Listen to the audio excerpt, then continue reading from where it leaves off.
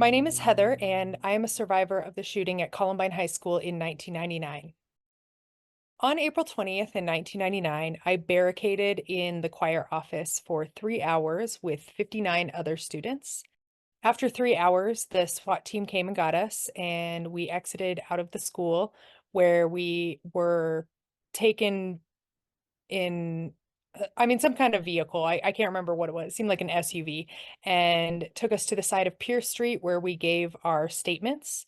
And from there, we got bused to a local elementary school, which was our reunification point. And we were kind of passed on person to person until we got to the gymnasium where they called our names and we walked across the stage and we were claimed by our parents. And because I didn't see anything actually happen and I was a physically uninjured survivor, I struggled a lot pretty much right away with not having or not feeling like my trauma was bad enough to warrant how traumatized that I was.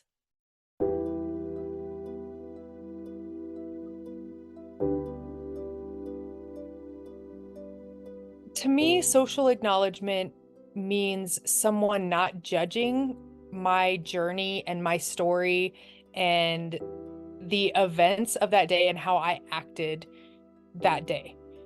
For example, I'm a physically uninjured survivor, and I always felt like when I was telling my story that my story wasn't bad enough to warrant the trauma that I was feeling.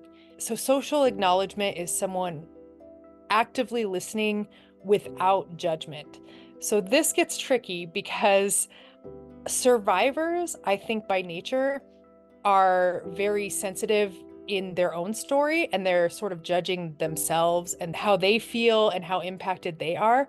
And so sometimes when people may be asking questions that aren't super harmful, but the survivor views it that way, that maybe they are being judged, I think it's really important to hear stories from multiple experiences, because typically in an event, the people who are physically injured, that number is not as high as those who are physically uninjured. And the higher number of people are going to struggle if their experience is not acknowledged in some way. And that was something that I struggled with a lot because my story was never told up until 13 years later. And I didn't ever feel like I heard stories like mine.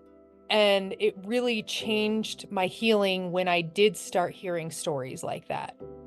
I really appreciate the opportunities to share my story because I feel like I have done a lot of work in order to share some of the things that I might have been embarrassed about many years ago. And when I'm able to share that with other people, I feel like it could make a difference in someone else's life that might come in contact with someone who has been traumatized.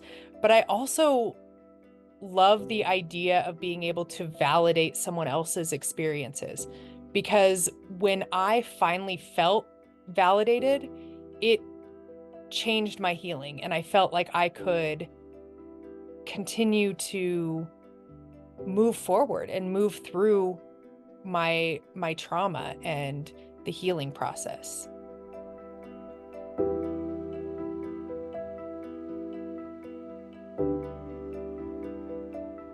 I think that service providers can best support survivors by being not only trauma informed, that's sort of a given, I think, but trauma trained. I would appreciate if a therapist didn't know how to help me or other survivors if they said that, if they told us, and then we could search elsewhere and find someone who might be more qualified or a better fit for us. The first therapist that I saw after the shooting was a year later, and while she was very nice and probably very good at being a therapist, I don't think she knew how to support someone who had been through a trauma like that. It took 20 years before I finally found a therapist who was trauma trained, and I started EMDR therapy, I started brain spotting, and that helped me so much. to the point where like I don't know how I lived my life without it at this point. Like, how was I making it through? One thing that was really important to me when I sought out a therapist to try to find someone who was a good match, I asked them if they thought that my trauma was different than other traumas. There are a lot of similarities between trauma recovery and how we as humans react to that and recover through that. But I firmly believe that there are differences when it comes specifically to mass violence events. And my therapist said, yes, I do think that there is a difference. And that really helped me feel acknowledged and heard that what I was experiencing was different and there were different things that might help me.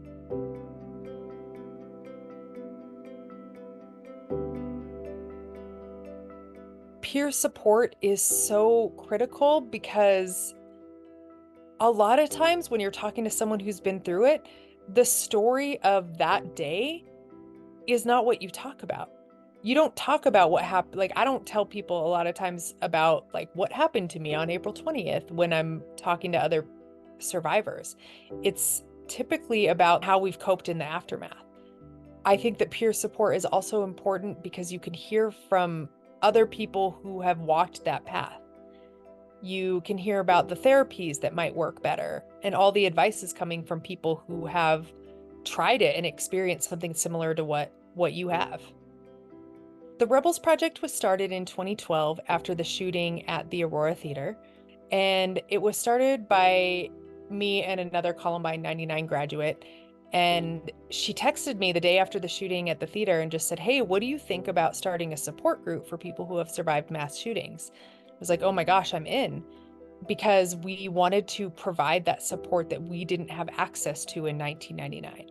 And now, since inception, in our private online space, we've got around 2,000 people representing a little bit over 180 different survivor communities. We not only offer a safe space to connect, we also offer a lot of hope. I think that sometimes recovery can feel hopeless, like you're never going to get better. And when you get to hear stories about people who have worked through it, that provides a lot of hope. It's really helped me feel not so helpless, because after events, the helpless feeling always comes back, and it makes me feel like I'm doing something. And I'm not doing anything preventative, that's other people's work. But, you know, if Columbine is any indicator, we're going to be needed at least 25 years down the road. To hear more from other survivors, visit the Supporting Mass Shooting Survivors website.